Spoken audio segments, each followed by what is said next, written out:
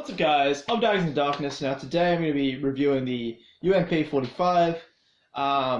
So there is a couple of downsides to this blaster and a couple of things you need to know before purchasing. The things you'd need to know is, one, you're going to have to extend a soldering wire that actually feeds to one of the end magazine. So it is one of the little springs in there, as you can see. You have to extend that wire by like an inch or two.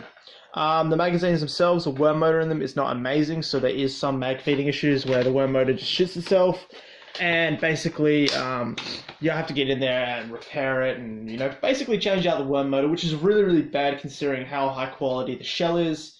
They've kind of let the magazines really slide.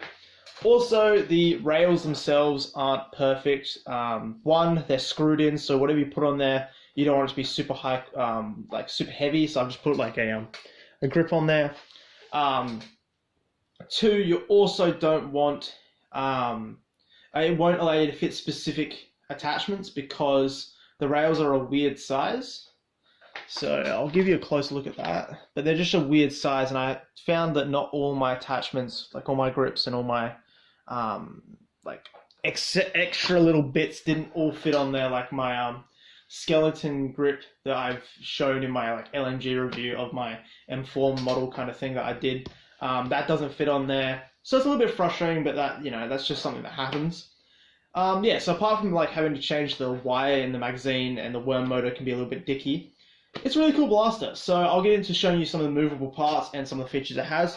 It has a fake safety on this side, so this just moves for the fun of it. It has a fully foldable stock, as you can see, and that's where actually the battery is kept in here, which I thought was really cool because it's a nice feature where the battery isn't super exposed. It's kind of got its own nice little housing. It's not hard getting to it either. It's quite nice, and I just like how secure and safe the battery is now, specifically in there. So you just fold it back, lock it in. It's got multiple sling points. We got one here, one here, one here, and one at the front there. The charging handle on this bad boy works in the sense that it will open this housing, and you can see the feeder for the Gen 8. So you basically can see the gel balls feed. Yeah, it's actually a really cool blaster because it does run the Gen 8 gearbox. It is a nylon shell. It is a split receiver shell, so if you remove these pins here, this pin and this pin, it will actually split. You can actually see where it kind of actually has is breakable down to two. Select fire doesn't really work because it's a Gen 8, so you've got safe or fire. So yeah, it's actually a quite cool blaster. Now guys, what I'm thinking I might do, because this is what the barrel looks like. It comes with this weird red thing, and it has an insert plastic barrel cover which screws in, which I find really weird. So if you run a plastic barrel, there's going to be a lot more movement. There is a little movement, as you can see here, there's a little 2-3 mil movement. So I'm thinking about putting a just an orange muzzle brake. I haven't decided yet. I might just put a standard silver one on. Just so want to know what you guys think. It looks kind of cool. I wish it was black. I might even just paint that black and then just adhesive it on. But I think it would look really cool. Just depends, because I hate the look of the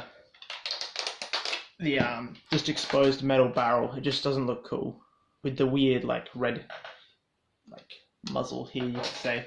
But yeah, it's quite cool. I still really like it. A little couple of features you have to be aware of before you purchase it and before you get too invested into it. But yeah, hopefully I will be making, or a friend of mine will be making me a drum mag, and all we're going to do is cut along here, adhesive it to the MP5 drum mag, and just connect the wiring and the feeding tube. So basically, instead of opening it here and feeding in and doing that, etc., you'll just feed it like the normal MP5 drum, but it will feed through and have the magwell port, so you can actually connect it into there. So that's my review, guys. I still think it's a really good blaster. There was some issues they could have sorted out.